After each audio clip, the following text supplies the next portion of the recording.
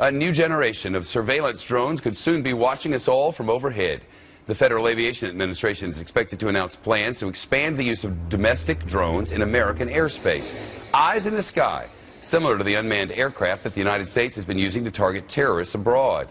Here at home, the surveillance systems can be used to track terrorists or drug dealers, or to find missing children, or locate wandering Alzheimer's patients. Lots of different good uses, but the critics warn the use of drones presents a major threat to all of our personal privacy.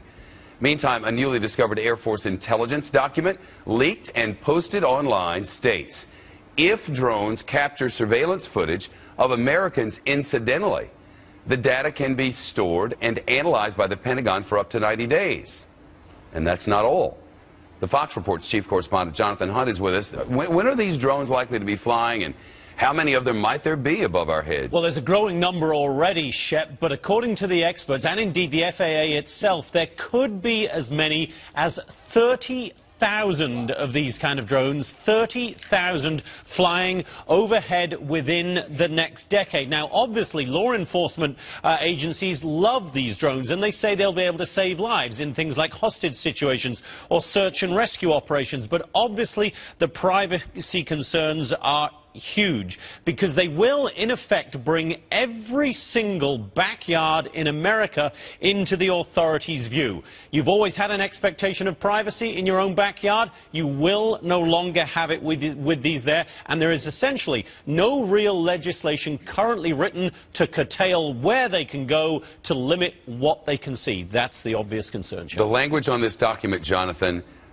incidentally getting video of Americans doing something. What does this mean? Well, for instance, one of these drones is up, say, heading down to the U.S.-Mexico border to check out the situation there. Or it's up looking over a traffic incident in downtown Chicago.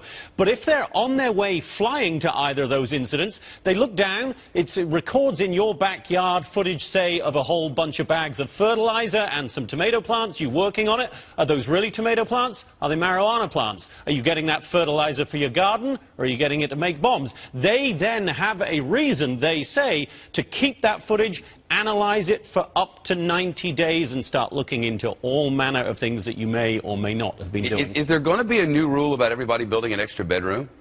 Yes, you cannot build an extra bedroom. Well, I thought you were going to have to allow a member of the government to live in the house with you.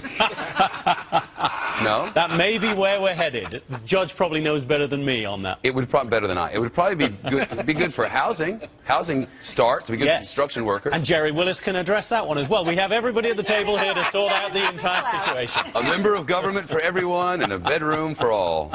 Wow, wow. It's good and great now, John. Welcome to Monday. Drones for all. Thanks. Well, well. Fox News senior judicial analyst Judge Andrew Napolitano is with. They can't require us to build an extra bedroom, but I guess they can spy on us from ahead. Well, they can't spy on us from ahead. They really can't, can they? No, they can't. But they will. Did you see any legislation enacted by the Congress or signed by the President or any amendment to the Constitution? No. Answer no. These are regulations in which bureaucrats gave themselves the authority to capture images of us in the privacy of our backyards, and depending upon how low the drones fly, Jonathan can back me up, inside the home, if the drone is able to see inside the home, and to retain and analyze and distribute amongst members of the government what they find. This is not permitted by the Constitution. It's not permitted by federal law. The Congress didn't vote on it. The President's been silent about it.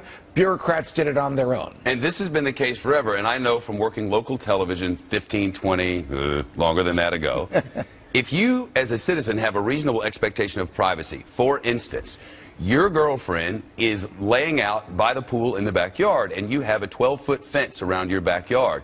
If my television camera shoots over that 12-foot fence at that woman who's naked in the backyard, I've committed a crime because she has a reasonable expectation of privacy. The drone shouldn't be allowed to do that either for the exact same reason. I would make the same argument as your hypothetical neighbor who wants to see what your girlfriend looks like. The government would commit the crime.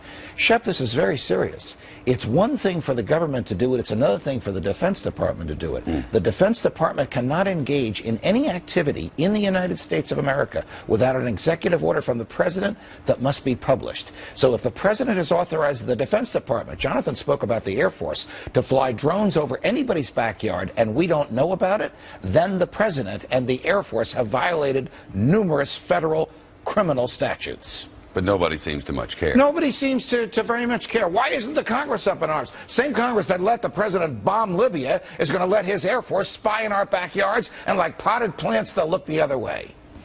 And there'll never be any sort of retribution for this. There'll never be anything. That's just suddenly there'll be tens of thousands of drones up in the air watching what we do. Now, if you're not doing anything, you might say, I'm not doing anything, I don't care.